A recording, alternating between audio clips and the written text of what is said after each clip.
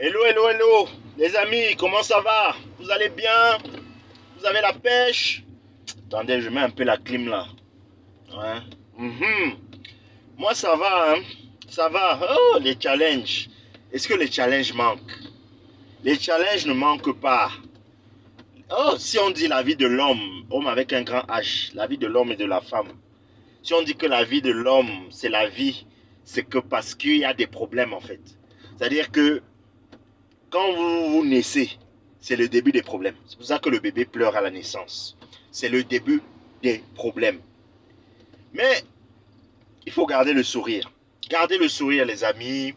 Ne vous découragez pas. Je sais que certains peuvent passer des moments difficiles. On est en janvier, c'est la janviose. On est déjà en train d'entrer dans janvier pro max. C'est-à-dire qu'on est déjà à un niveau de janvier là qui dure déjà 3 mois. Et il y a certains qui sont en train de souffrir parce que les fêtes étaient sucrées. Hein. Maintenant, gérez le retour. Si vous n'êtes pas encore abonné hein, à la chaîne, abonnez-vous à la chaîne. Abonnez-vous à la chaîne, il y a trop de conseils. Vous êtes là, vous suivez les chaînes bizarres là, qui ne vous donnent, qui ne vous apportent rien. Cette chaîne-là vous apporte quelque chose. Cette chaîne-là, et avec des témoignages, hein, grâce à cette chaîne, il y a des gens qui ont monté leurs entreprises. Il y a des gens qui gagnent beaucoup d'argent. Il y a des gens, ce n'est pas les chaînes de charlatans où on va te dire non, il faut faire la crypto-monnaie, il faut faire le trading, il faut faire le je ne sais pas quoi, le dropshipping comme ça, comme ça. Non, ce n'est pas les chaînes de charlatans. Nous, on est dans du concret. On parle de choses vraiment concrètes. En plus de ça, je fais ma musique. Si vous êtes fan, vraiment, allez sur Spotify, abonnez-vous, streamez à fond. Toute la musique, il y a un prochain album qui sort bientôt. L'album Purple. L'album est déjà fini, il sort bientôt. Ah, vraiment, ce sera cool. Bon, écoutez, passons aux choses sérieuses. On va faire un petit récapitulatif des choses qui sont importantes. Lorsque vous avez envie de monter votre entreprise en tant qu'entrepreneur, c'est très important. J'ai déjà fait des tonnes de vidéos, de conseils, différents conseils dans le monde de l'entreprise. Mais les conseils ne finissent pas. Hein. C'est-à-dire que lorsque vous voulez monter votre entreprise, le premier conseil que je peux vous donner, c'est démarrer et lancez-vous. Ne vous posez pas trop de questions en fait. Ne vous dites pas je vais me lancer dans 10 ans, je vais me lancer dans 5 ans, quand j'aurai trop l'argent, je vais me lancer, je ne suis pas encore prêt. Non, lancez-vous. Mais il faut que ce feu quand même puisse brûler en vous. Ce feu, cette envie d'entreprendre. Tout le monde n'est pas fait pour entreprendre. Il y a des salariés, il y a des gens qui sont faits pour le salariat, il y a des gens qui sont faits pour être dirigés, il y a des gens qui sont faits pour juste être manager, il y a des gens qui sont faits pour être des grands boss et être dans plein de conseils d'administration. Il y a des gens qui sont faits pour avoir plusieurs entreprises, il y a des gens qui sont faits pour avoir une boutique. Voilà, chacun a ses rêves et ses aspirations. Ce n'est pas tout le monde est entrepreneur, tout le monde doit devenir entrepreneur. Non, chacun sait ce qui lui correspond. Mais lorsque vous voulez vraiment être entrepreneur, la première des choses justement, c'est de ne pas avoir peur de se lancer. La deuxième des choses, c'est analyser bien le marché dans lequel vous voulez vous lancer. Est-ce que ce marché est saturé? Est-ce que ce marché a un fort taux de croissance? Est-ce que la niche que je veux attaquer, est-ce que je suis compétent dans la niche que je veux attaquer? Est-ce que j'ai identifié ma cible, mon cœur de cible? Quels sont les gens à qui je vais vendre les produits? À quel prix? Faites toutes ces analyses, faites vos devoirs en fait. Ne vous lancez pas pour vous lancer parce que vous avez vu votre voisin qui a lancé une station-service. Vous aussi vous dites que non, je vais lancer une station-service. Vous connaissez les réseaux du gars là? Est-ce que vous connaissez les réseaux du gars là? Est-ce que vous connaissez la persévérance du gars là? Est-ce que vous connaissez les moyens du gars là? Est-ce que vous... Non. C'est-à-dire c'est facile de copier de copier le plan. Mais copier la mise en œuvre, c'est autre chose. Vous ne savez pas comment quelqu'un a mis en œuvre son entreprise. Donc ne regardez pas juste les autres de manière envieuse, etc. Il y a des gens qui créent des entreprises juste pour blanchir l'argent. Hein. Vous êtes là, vous croyez que c'est trop rentable. Non. Il y a des gens, ils créent des entreprises, ils ont déjà une clientèle garantie. parce que peut-être ils ont déjà un autre business qui leur apporte une certaine clientèle, parce qu'ils ont un certain réseau. Vous, vous n'avez pas ce réseau. Donc, sur un marché qui peut sembler appétissant, qui peut sembler attractif, ce n'est pas forcément attractif pour tout le monde. Donc, il faut commencer. Ensuite, il faut identifier vos forces, vos faiblesses. Vous êtes fort dans quoi? Quelles sont vos compétences? Où est-ce que vous excellez? Où est-ce que vous excellez? Commencez par ça. Vous devez faire quelque chose de vos vies. Hein? On a parlé de la vie. La vie, vous devez être utile dans votre vie. Est-ce que vous êtes un grand dessinateur? Est-ce que vous savez bien vous exprimer en public? Est-ce que vous avez une prose terrible? Ça veut dire que quand vous écrivez, vraiment, vous arrivez à convaincre les gens. Est-ce que vous êtes un bon mathématicien? Est-ce que vous avez une grande force physique? Est-ce que vous connaissez beaucoup de monde? Est-ce que vous êtes drôle? Il faut vous connaître.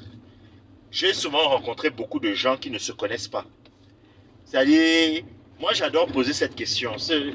J'adore poser cette question. Quelles sont vos qualités? Quels sont vos défauts et tout ça? J'aime bien savoir si les gens eux-mêmes se connaissent. Mais à ma grande surprise, il y a beaucoup de gens qui ne se connaissent pas. Il y a beaucoup de gens qui n'ont jamais fait ce travail d'introspection. Ils ne se sont jamais dit, je suis même fort dans quoi? Dieu même, quand je suis né là, Dieu, il m'a créé pourquoi? Il m'a dessiné comment? Quelles sont mes forces? Et quelles sont mes faiblesses? Mes axes d'amélioration. Dans quoi, comment est-ce que je peux m'améliorer, etc. Les gens ne font pas ce travail. Et je vous assure, quand vous faites ce travail, et que vous savez là où vous êtes fort, là où vous êtes bon, quelles sont vos lacunes, je vous assure, c'est une grosse partie du travail qui est faite parce que vous arriverez à identifier quel est le business, le business qui vous correspond le plus. Parce que, faut savoir que votre activité, votre business que vous allez lancer, va représenter une très grosse partie de votre vie. Et comme ça représentera une très grosse partie de votre vie, autant faire quelque chose qui vous plaît. Autant faire quelque chose pour lequel vous êtes à l'aise. C'est-à-dire que si vous faites quelque chose que vous aimez, alors, qui disait ça? Alors, vous n'aurez plus jamais à travailler pour le reste de votre vie. Parce que vous le faites naturellement. Vous le faites dans votre sommeil. Vous n'avez pas besoin qu'un patron vous appelle, vous engueule, vous dit « Non, viens au travail, tu es où ?»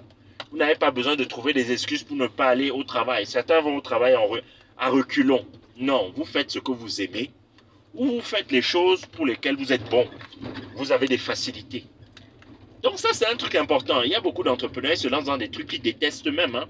Ils ont seulement entendu que on fait de l'argent dans tel secteur. Moi aussi, je veux me lancer. Non.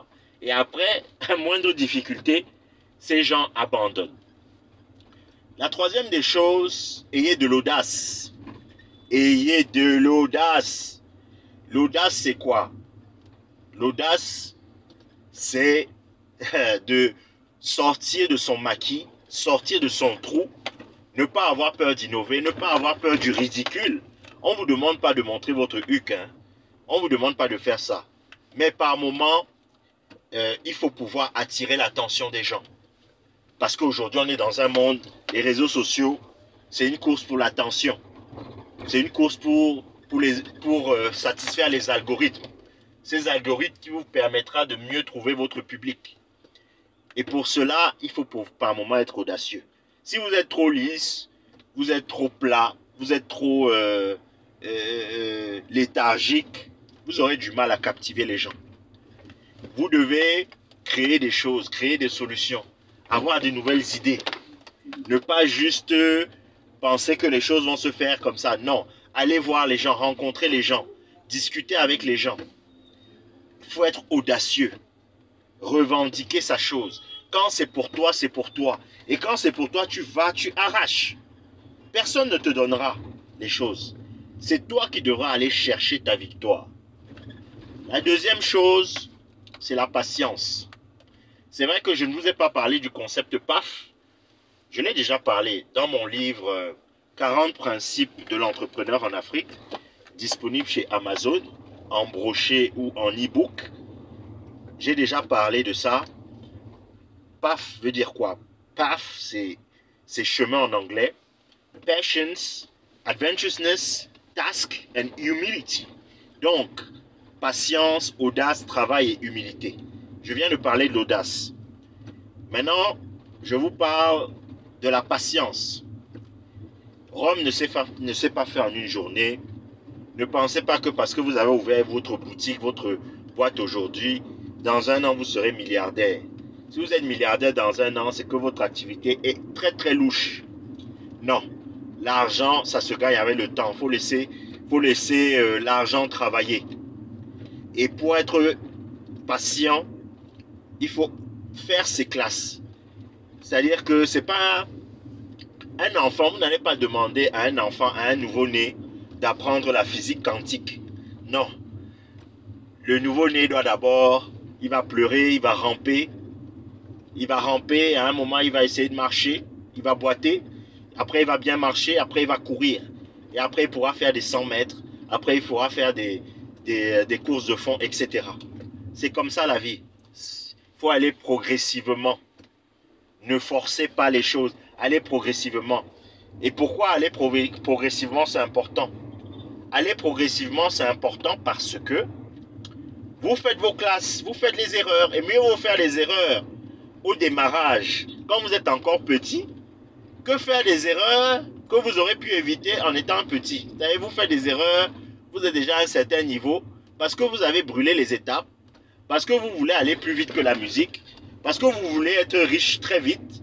Vous n'avez pas eu le temps d'apprendre même de votre entreprise, de votre produit. Vous n'avez pas eu le temps de faire vos classes. C'est comme si vous êtes un élève de 6e et vous vous dites que non, moi je veux déjà passer le bac, je veux aller en terminale. À moins d'être vraiment un surdoué de surdoué. Et combien sont-ils dans le monde? Non, vous n'êtes pas un surdoué. La plupart d'entre vous ou d'entre nous ne sommes pas surdoués. Voilà. Il y en a certains qui ont des QI élevés. Mais voilà. Donc, faites la classe de 6e, la classe de 5e, 4e, 3e, 2e, seconde, je vais dire. Première, terminale. Après, vous allez entrer à la fac. Après, c'est comme ça, c'est la même chose. C'est comme ça la vie. Vous grandissez. Ne voyez pas les autres qui sont déjà arrivés. Ne voyez pas les autres qui palpent déjà de l'argent. Vous ne savez pas par quoi ils sont passés. Certains ont mis 20 ans, 30 ans, 40 ans à bâtir leur fortune. Je parle des gens honnêtes, des gens qui ont vraiment travaillé. Certains l'ont fait. Dernièrement, je ne vais pas citer les gens, parce que ce n'est pas le but de... Moi, je ne tire pas sur des ambulances. Dernièrement, il y a un entrepreneur, entre guillemets, congolais, très connu, vous savez de qui je parle, qui a été arrêté avec 250 kilos de drogue.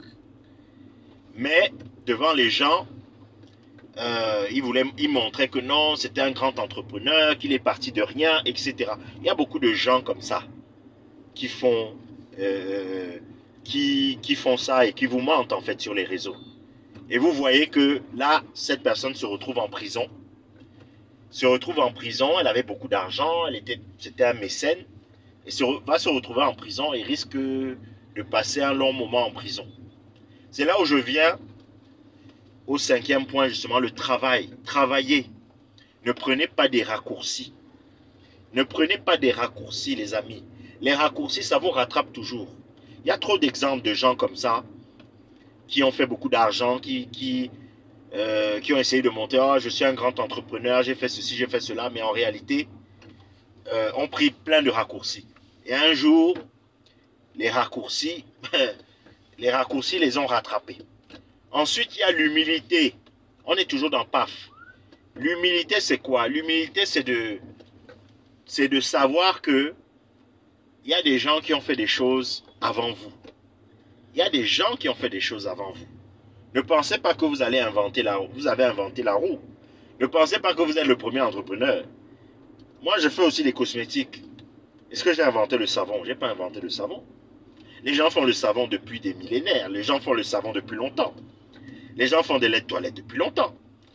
Mais qu'est-ce que mon lait de toilette ou qu'est-ce que mon savon a de mieux, a de meilleur que les autres?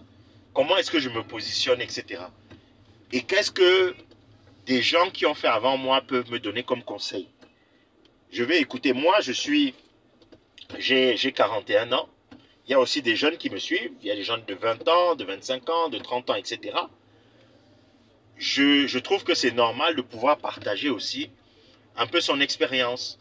Tout n'est pas tout rose. Moi, je ne fais pas partie de ces entrepreneurs-là qui essayent de vous montrer toutes les facettes positives, de montrer que non, il y a trop d'argent, tout va bien, nanana. Non, il y a des moments, c'est compliqué. Et il faut dire la vérité aux gens. Il y a des moments, c'est compliqué. Et c'est ça la vraie vie, en fait. C'est ça la vraie vie. C'est pas vendre du rêve. Et la vraie vie aussi, c'est les donner, les conseils que je suis en train de vous donner. Ça peut servir. Et vous, à votre tour, quand vous réussirez, transmettez. N'hésitez pas à transmettre. Moi, j'ai eu l'occasion de parler à tellement de publics différents. Beaucoup de grandes écoles, d'universités, je ne vais pas les citer, même de lycées, de collèges, tout type de public, parce que la transmission, c'est quelque chose d'important. Je passe justement sur cette parenthèse. Ensuite, apprenez à commencer petit, mais voyez grand. C'est un peu en lien avec la patience. Commencez petit. Commencez avec ce que vous avez. Ne vous dites pas, oh, je n'ai pas encore ceci, je n'ai pas encore cela. Démarrez. La sixième des choses, c'est arrêter d'avoir l'obsession du financement. L'obsession du financement. Ouais, je n'ai pas d'argent, je n'ai pas ceci, je n'ai pas cela. Rappelez-vous d'une chose. C'est le projet qui fait l'argent. Ce n'est pas l'argent qui fait le projet. Il y a des gens à qui on donne des milliards qui ne font absolument rien de cet argent. À qui on donne des milliards, hein, qui lèvent de l'argent, qui arrivent à avoir et qui ne font rien, qui disent qu'ils vont faire, ils ne font rien. Il y a des gens qui ont 10 000 francs CFA en poche, donc l'équivalent de c'est quoi, 15 euros, et progressivement, parce qu'ils sont malins, ils arrivent à faire quelque chose. Ils ne seront pas milliardaires tout de suite, mais parce qu'ils ont le mindset, ils ont plus de chances de l'être. Même s'ils sont milliardaires dans 10 ans, dans 15 ans, dans 20 ans, ils sont déjà sur la bonne voie parce qu'ils savent que il faut d'abord se focaliser sur le développement de votre produit, de votre service. Misez sur le développement de votre produit ou votre service. Parce que c'est ça que les gens vont acheter. C'est ça que les gens vont retenir. Arrêtez les dépenses somptuaires. Oh, je veux les grands bureaux dans les plus gros quartiers de la capitale. Je veux les bureaux à la Riviera, à Abidjan. Je veux les bureaux sur la Fifth Avenue à New York. Je veux les bureaux à Bastos, à Yaoundé ou à Bonapriso, à Douala. Je veux... Non, mon ami, laissez ça. Je veux une grosse voiture de fonction. Mon ami, tu n'as même pas encore vendu un produit. Toi, tu es déjà en train de réfléchir comment tu vas acheter des grands salons pour impressionner les gens qui vont te rendre visite. Et moi, j'en ai vu, hein. J'en ai vu. Parce que ça fait quand même presque 15 ans hein, que je suis... J'en ai vu. Ils sont venus là, oui, viens à mon bureau, les gros bureaux, les gros téléphones, les gros ordinateurs, les gens, j'ai connu un entrepreneur, le gars louait 3 étages. 3 étages. J'ai dit, mais attends. C'est seulement parce qu'il a eu quelques marchés récemment et tout ça. Et on sentait que... Mais en fait, ça te sert à quoi en fait? Mais c'était surtout pour montrer, c'était une histoire d'image en fait. Mais il avait des charges fixes terribles. Il avait des charges fixes terribles. Et je lui ai demandé que, mais est-ce qu'il a besoin de tout ça? Il peut faire beaucoup d'argent. Moi, je connais des gens.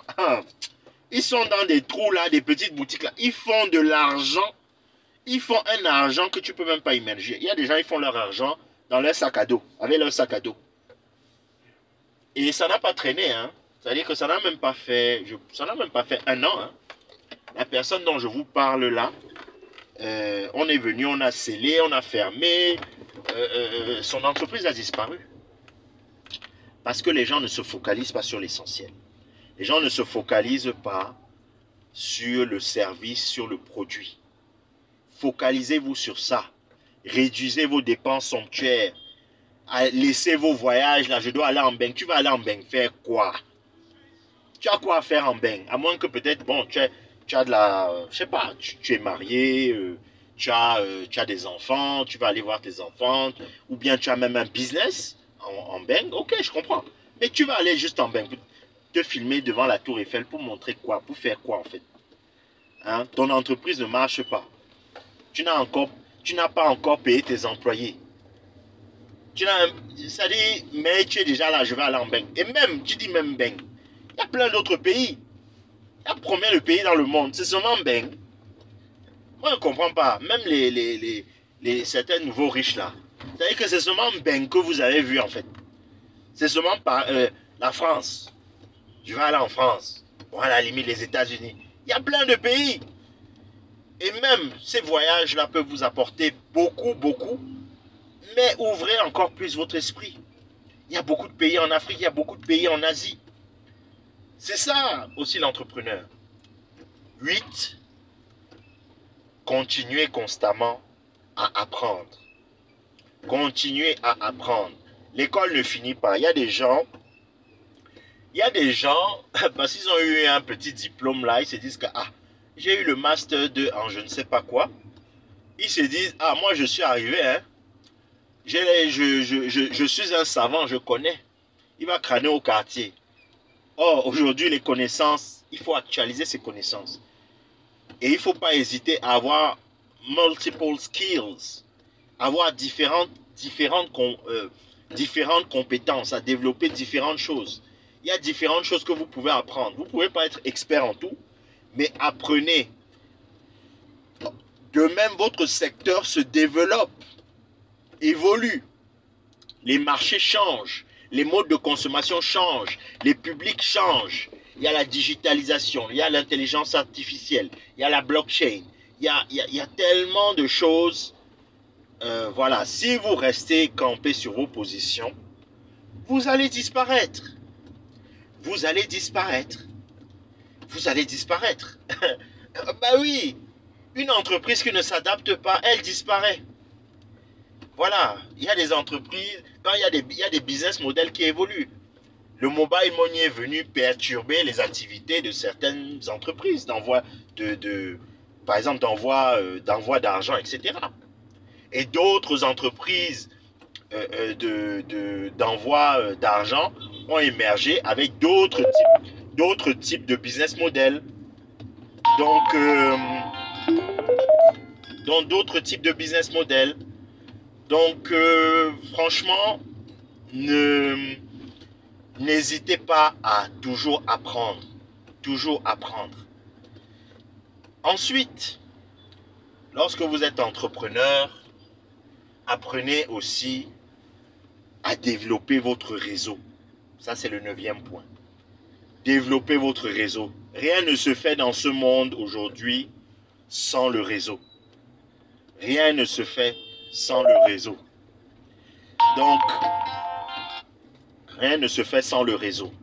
Et le dernier point que je vais vous indiquer, c'est franchement, soyez les meilleurs.